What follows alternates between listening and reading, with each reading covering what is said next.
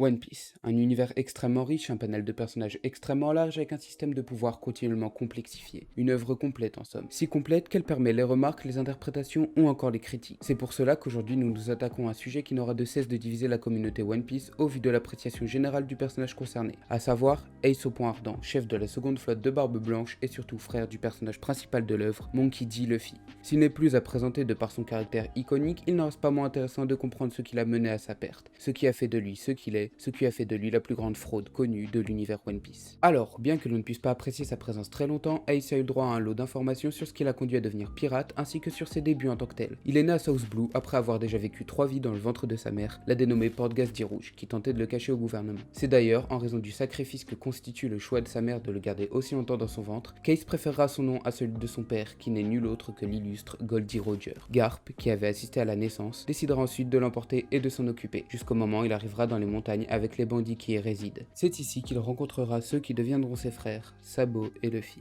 Nous retrouvons Ace à ses 17 ans sur le départ du village de Fushia afin de commencer à construire sa légende en tant que pirate. Il commence par fonder son équipage, l'équipage des Spades, qui sera celui avec qui il obtiendra une autorité suffisante pour se voir offrir un poste de Shichibukai par le gouvernement mondial, offre qu'il refusera, lui offrant par la même occasion sa première prime. Il fera ensuite nombre de choses comme aller à la rencontre de Shanks sur Grand Line, le remerciant d'avoir sauvé Luffy lorsqu'ils étaient enfants, ou encore il échouera lors de son périple dans le Shinsekai à Wano où il rencontrera Yamato qui lui préparera sa carte de vie. Ace, parti de Wa, souhaitera rencontrer Barbe Blanche, cependant, Jinbei l'en empêchera, les menant à un combat qui durera 5 jours d'affilée. Faisant jeu égal avec celui-ci, Ace ne saura prendre le dessus. Il finira tout de même par rencontrer Barbe Blanche qui n'aura aucune difficulté à battre les Spades avant que celui-ci ne lui propose de devenir son fils, ce qu'il finira par accepter après avoir malgré tout tenté d'assassiner plusieurs fois le Yonko. Timeskip, nous sommes au royaume de Drum et nous apprenons que Ace cherche à voir Luffy à Nanohana, rencontre qui se produira bien à Alabasta où nous apprenons que Ace est le frère de Luffy et qu'il est à la recherche de celui que l'on nomme Barbe Noire. C'est sur l'île de Banaro qu'il croisera finalement l'homme qu'il cherche, où celui-ci lui proposera de rejoindre son équipage en lui confiant qu'il allait tuer Luffy pour obtenir un poste de Shichibukai. C'est logiquement qu'Ace refusera et engagera un combat contre Teach pour l'empêcher de rejoindre Water 7.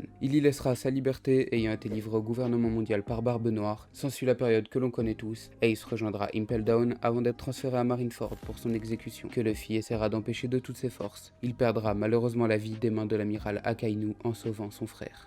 Maintenant que nous en savons un peu plus sur le fameux Iken no Ace, concentrons-nous sur ses capacités théoriques. Tout d'abord, parlons de son fruit du démon, qui n'est nul autre que le Mera Mera no Mi, le fruit du feu, qui est un Logia, le type le plus puissant de fruits du démon. Le flashback de l'enfance de Luffy nous fait apprendre qu'Ace possède le Haki des rois, lorsqu'on le voit utiliser inconsciemment face à Blue Jam qui cherchait à tuer Luffy.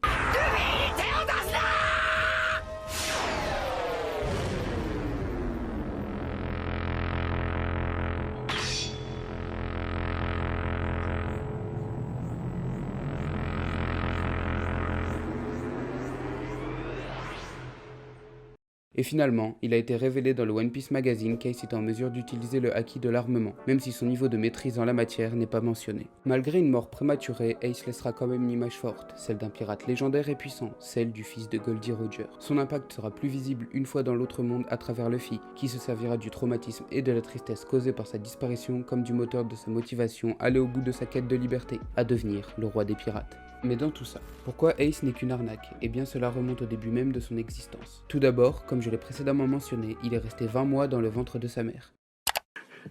Ah oui, il est lent ce lait.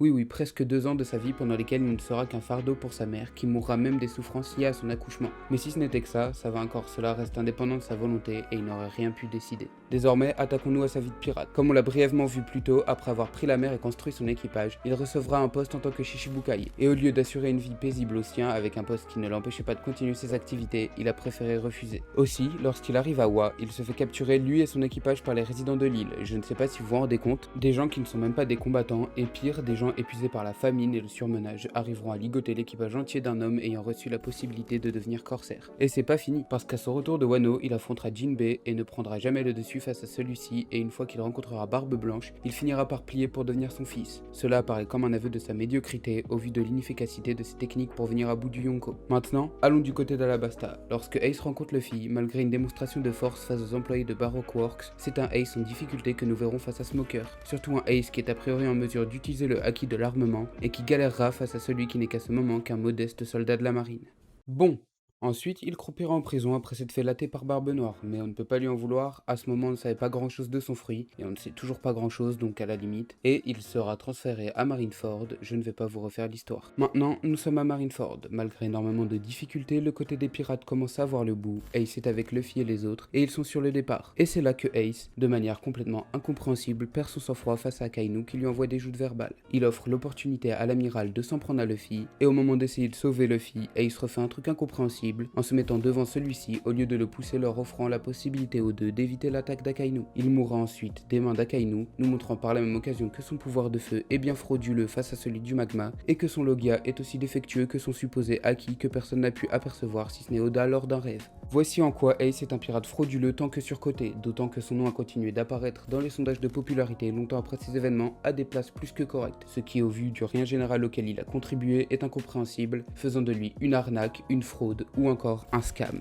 Voici quelques mentions honorables pouvant redorer son blason. Il est quand même l'élément déclencheur de One Piece, offrant au personnage principal une vraie raison de combattre. À Wano, il aidera les gens l'ayant capturé en allant jusqu'à Onigashima où il ne trouvera cependant que Yamato. Sa mort a permis à Sabo de retrouver la mémoire, ce qui, au vu des événements récents dans le monde de One Piece, pourra s'avérer intéressant par la suite. Il paraît qu'il a le haki des rois, c'est pas mal. Il a du flow. Je vais m'arrêter là, ça devient compliqué de trouver des qualités à ce personnage. En conclusion comme en introduction, Ace est une fraude et sa vie est marquée par l'échec de bout en bout. Sachez que je n'ai fait que débunk Ace, mais en aucun cas je n'éprouve de haine envers ce personnage et tout ceci est à prendre avec humour malgré la véracité des propos. Mais attention, des gens n'auront de cesse de vouloir vous faire croire qu'il est un bon personnage, et si cela arrive, montrez-leur cette vidéo.